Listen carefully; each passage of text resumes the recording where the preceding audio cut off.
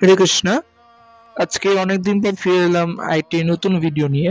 তো আজকের এই ভিডিওতে আমরা কথা বলতে চাইছি, জানেন কি নিয়ে? থাম্বনেইল পরেই বুঝে গেছেন যে কিভাবে ভিডিওটা কি কি হবে। তো কি বিষয় থাকছে সেটা আমি বলে দিচ্ছি আবারে, যে গৃহে বিঘ্ন রাখা যাবে কিনা এই সম্পর্কে আমার আগের একটি ভিডিও রয়েছে। তা আমি আবার বলছি, গৃহে বিঘ্ন রাখা যাবে কিনা এই বিষয়ে অনেকেরই কোশ্চেন। তো সেই সম্পর্কে আমি ক্লিয়ার করে দিচ্ছি আজকে পুরো ভিডিওতে। তো ভিডিওটি না টেনে সম্পূর্ণ দেখার অনুরোধ রইল। ভিডিওটি ভালো লাগলে লাইক করবেন এবং চ্যানেলটি ভালো লাগলে সাবস্ক্রাইব করবেন। মূল ভিডিওতে যাচ্ছি, অবশ্যই শেষ করে দেখবেন আজকের ভিডিওটি। চলো শুরু করা যাক। তো প্রথমেই রয়েছে কি, বিঘ্ন ঘরে রাখা যাবে? অবভিয়াসলি রাখা যাবে, কিন্তু বিঘ্ন ঘরে রাখার আগে কিছু রুলস এন্ড রেগুলেশন ফলো করতে হবে। রুলস কি? হোয়াট ইজ দ্য রুলস, মানে রুলস গুলো কি কি? মাথায় ঘুরছে না? রুলস কি কি হতে পারে, চলুন দেখিয়ে দিচ্ছি রুলস গুলো কি কি।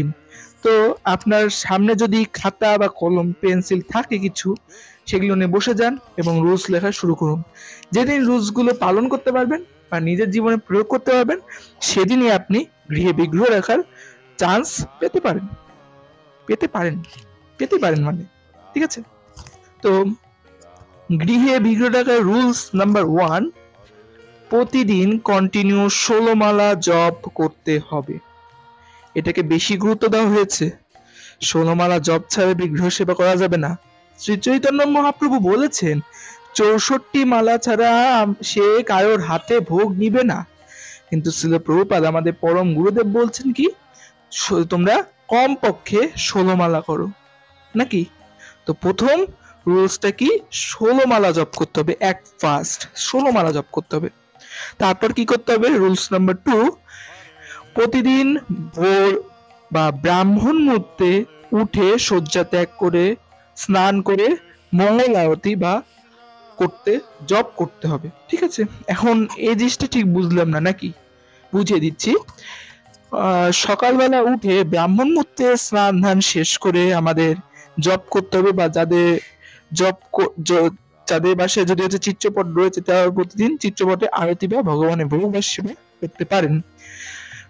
আর যাদের বাসায় চিত্রপট নেই, তারা মায়াপুর টিভিতে লাইভ মঙ্গল আরতি দর্শন করতে পারেন। ঠিক আছে? আর অবশ্যই মঙ্গল আরতির সময় জপটা গুরুত্বপূর্ণ। ওই সময় যদি পারে হচ্ছে 8 মালা 10 মালা বা যারা পারবেন 16 মালা জপ করার চেষ্টা করবে। ঠিক আছে? তো এই গেল 2 নাম্বার রুলস। আর কি থাকতে পারে বিগ্রহ রাখার জন্য? হ্যাঁ, আরেকটা রুলস মাথায় এলো, প্রসাদ খেতে হবে। এখন প্রসাদ কি? আমি খাচ্ছি নিরামিষ, প্রসাদটা কি নাকি? তো নিরামিষ ও প্রসাদের মধ্যে পার্থক্য বুঝাতে একটি ভিডিও চ্যানেলে আমার অলরেডি দেওয়া আছে, ভিডিওর লিংক ডেসক্রিপশন বক্সে, আপনারা চাইলে দেখে নিতে পারেন এই ভিডিওটি। তো নিরামিষ প্রসাদের মধ্যে পার্থক্য ভিডিও দেওয়া আছে। এখন আমি বলছি আবার, প্রসাদ খেতে হবে। এখন এটা কতদিন? এটা আপনাকে সারা জীবন কন্টিনিউ করতে হবে। ঠিক আছে? প্রসাদ খেতে হবে।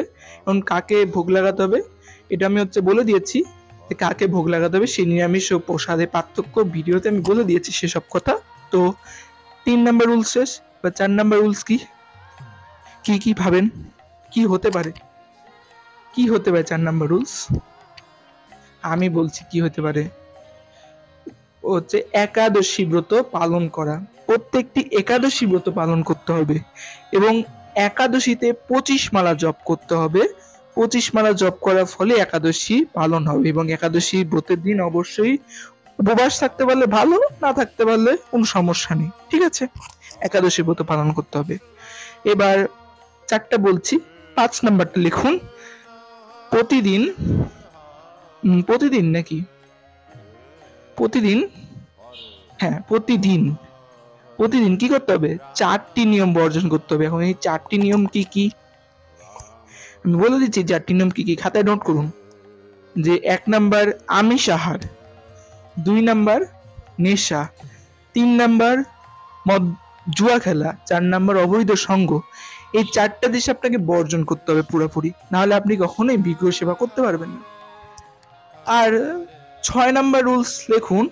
6 নাম্বার বলছি না, 7 নাম্বার বলছি, হয়তো না 6 বলছি। ঠিক আছে? তো 6 নাম্বার বলছি। 6 নাম্বার রুলস লিখুন। আমার কাউন্টিং এ যদি ভুল হয় কোনো অসুবিধা নেই, কারণ আমার কাউন্টিং ভুল হতে পারে, কিন্তু আপনার কাউন্ট সহকারে আপনার খাতায় বা কলমে নোটগুলো লিখে রাখবেন, ঠিক আছে? তো এবার আরেকটা রুলস আমি বলছি, গলায় অবশ্যই তুলসী মালা এবং কপালে দ্বাদশ সঙ্গে তিলক এবং দ্বাদশ আচমন জানতে হবে, কারণ এইগুলো ছাড়া বিগ্রহ সেবা করা যায় না। এবং অবশ্যই বিগ্রহ সেবার সময় প্রভুপাদ নির্দেশিত প্রভুদের ধুতি এবং মাতাজিদের শাড়ি পরা অপরিহার্য, ঠিক আছে?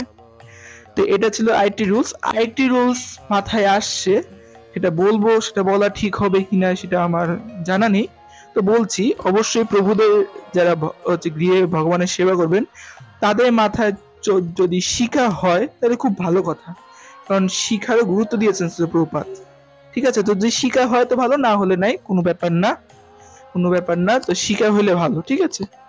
তো এই ছিল বিগ্রহ রাখার রুলস। এই রুলস গুলো কমপক্ষে 1 বছর পালন করার পর আপনি গৃহে বিগ্রহ সেবা করতে পারবেন, কমপক্ষে 1 বছর পালন করতে হবে। এবং বিগ্রহ সেবা করার সময়ও এই রুলস গুলো আপনাকে পালন করতে হবে, ঠিক ভাবে পালন করতে হবে, ঠিক আছে? এগুলো পালন করলেই আপনি অবশ্যই বিগ্রহ সেবা করতে পারবেন। এখন পরের প্রশ্নটা কি, কোন বিগ্রহ সেবা করা যাবে? এখন এই 1 বছর আমি রুলস পালন করলাম, সবকিছু ঠিকঠাক করলাম, এখন কোন বিগ্রহ সেবা করা যাবে সেটা এখন আপনাকে জেনে নিতে হবে। এখন আপনি যদি বাসায় অল টাইম থাকেন, আপনি যদি কর্মক্ষেত্রে না যান, আপনি যদি একদম ভালো ভক্ত, আপনি যদি কর্মক্ষেত্রের জন্য বাইরে না যান, বা আপনার বাসায় হচ্ছে এমন একজন ব্যক্তি থাকে যা হচ্ছে কর্মক্ষেত্রের জন্য বাইরে যাওয়া লাগে না, সে সবসময় বাড়িতেই থাকে, তো সেক্ষেত্রে আপনি বাড়িতে গোপাল রাখতে পারেন বা রাধা মাধব বিগ্রহ রাখতে পারেন, যদি আপনার বাসায় সর্বক্ষণ থাকে এবং সেও আপনার সাথে 1 বছর ধরে এই রুলস গুলো, এই নিয়মগুলো পালন করে যাচ্ছে, তো সে রাধা মাধব বা গোপাল আপনি তখন নিতে পারেন। যদি মনে করেন আপনার বাসায় থাকার মতো, সচরাচর থাকার মতন কেউ নেই, তো রাধা মাধব গোপালের বিগ্রহ বাদ দিয়ে আপনি জগন্নাথ বলরাম সুভদ্রা বা গৌরনিতাই বিগ্রহ কিনতে পারেন, ঠিক আছে?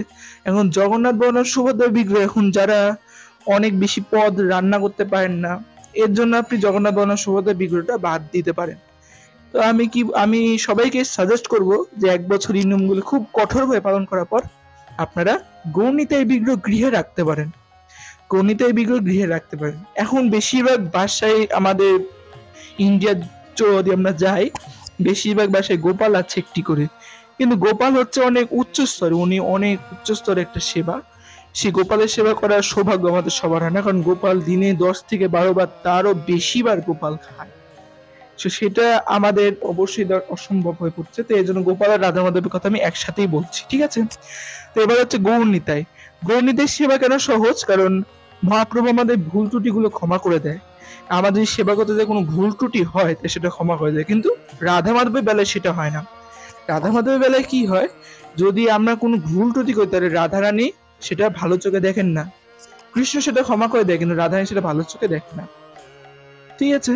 তো এইটা আমরা সবাইকে সাজেস্ট করতে পারি কি, আপনারা গৌরনিতাই বিগ্রহ গৃহে রাখতে পারেন, গৌরনিতাই কোনো ভুল ত্রুটি দেখেন না তার ভক্তের মাঝখানে। তো এইসব বলেই আজকের ভিডিওটি এখানেই শেষ করছি। ভিডিওটি ভালো লাগলে অবশ্যই একটি লাইক করবেন এবং চ্যানেলে নতুন হলে অবশ্যই সাবস্ক্রাইব করবেন এবং পাশে থাকা বেল আইকনটি ক্লিক করবেন। ধন্যবাদ সবাইকে। হরে কৃষ্ণ।